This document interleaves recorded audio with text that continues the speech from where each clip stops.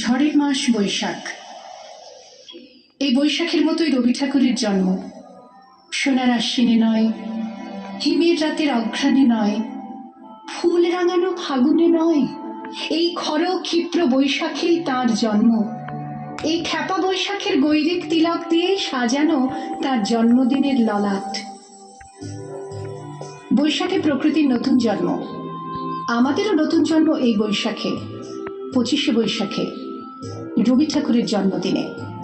দেখতে হয় না ক্যালেন্ডার, জিজ্ঞেস করতে হয় না তারিখটা কবে, আগে থেকেই বুকের মধ্যে সাড়া ওঠে 25শে বৈশাখ আসছে, রবি ঠাকুরের জন্মদিন। বছরে একটা দিনের জন্য তারা নতুন হয়ে যায়।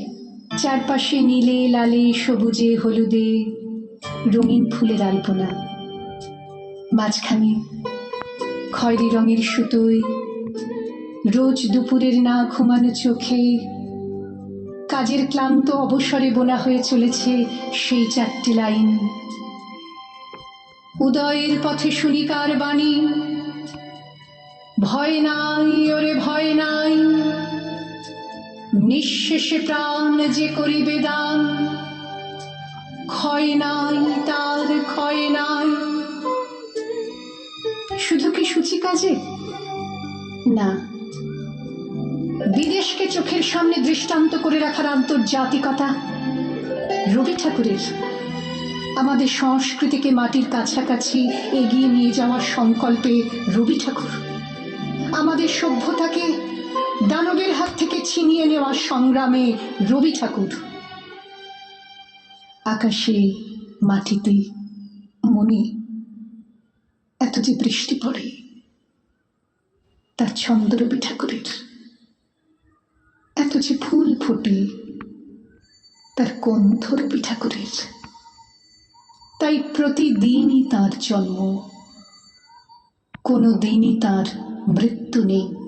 কালের কালা পাহাড় এসে কোনো দিন যদি ভারতবর্ষ থেকে সমস্ত ঠাকুরের পুজোর প্রদীপ নিভিয়ে দিয়ে যায়, তবু একটি ঠাকুরের বেদি চিরকাল থাকবে মাটির সঙ্গে গাঁথা।